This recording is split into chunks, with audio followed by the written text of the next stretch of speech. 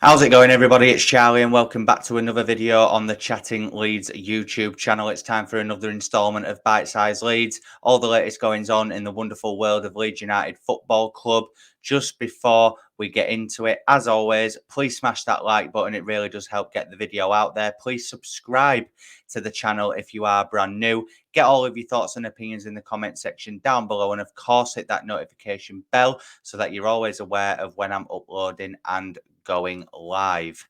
So then, guys, what's been happening today on Tuesday, the 18th of July? Well, obviously, after last night's bite-sized Leeds went up, which if you haven't already, go check that out. A few hours later, just as I was about to go to bed, Leeds United broke the news that the takeover has all been confirmed with the EFL. It's been approved and ratified. The EFL have finally pulled their fingers out of their asses and done their job properly, and they've got Leeds United's takeover over the line, which now means that the San Francisco 49ers can start cooking with this squad and the club in general. Um, and obviously it listed all of the American athletes who are invested within the group: Michael Phelps, Jordan Spieth, Justin Thomas, just to name a few, and Larry Nance Jr., which we already knew. And it's good, it means now that the club can be advertised on a more global scale rather than just the continent. We can move over and advertise ourselves more in the United States.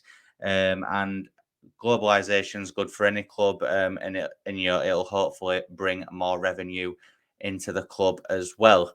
Parag Marathe, our new chairman, did an interview with Matt Lewis on the official Leeds United podcast, which came out this morning. It's about half an hour long. I've not had a chance to watch it in its entirety, but I have seen the more important clips of things that he was discussing. I will be giving it a watch at some point, though. So if you haven't already, go and check it out.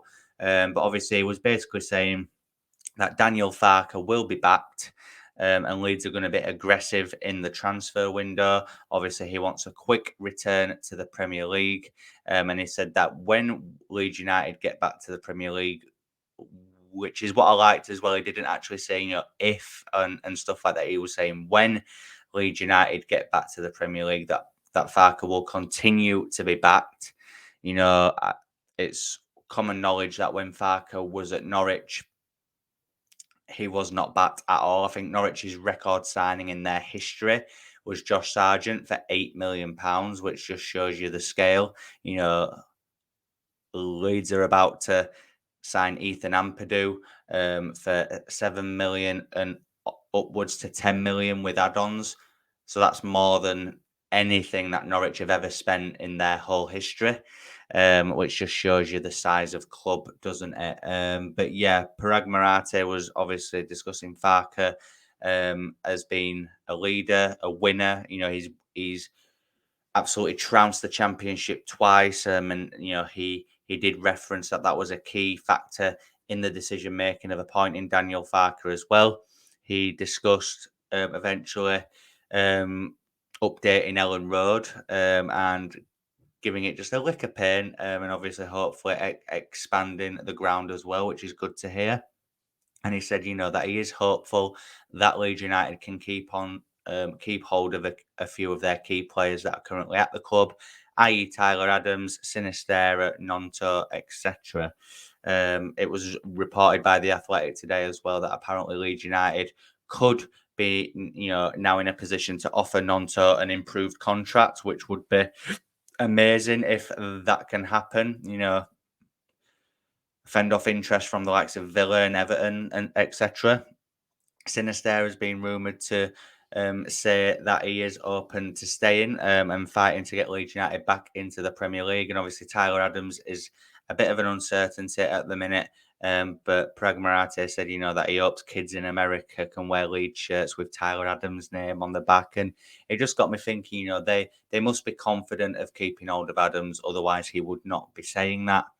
And he just came across really well. And I'm sure that Radrizzani did at one point. But the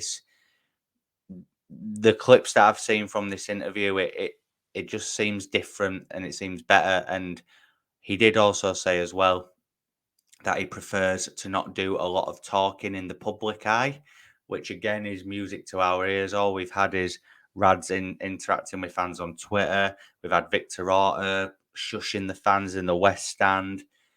And, hopefully all that now has come to an end. Radrizzani, on the other hand, has come out and done an interview, hasn't he? He can't just shut up and just move on, can he? Basically saying that, he regrets leaving the club in the position that he did. He regrets following Victor Orta's decisions unconditionally, which, God, is an understatement. And the general gist of that interview is that Rads came to the end of his time, naturally. It ended on a sour note. Still comes across as a bit bitter, and always trying to put the blame on Orta rather than him at the end of the day. Yes, a lot of it was Victor Orta, granted, but Andrea Radrizzani hired Victor Orta. He paid his wages, so ultimately it is down to him as well. It's ironic that the Parag Marathe interview and the Rads interview both come out on the same day. And if you just listen to both interviews, it's like chalk and cheese. I feel like we're under really good ownership now. We've got a signing imminently. Phil Hay shared this morning that Ethan Ampadu looks set to sign today after completing his medical today as well.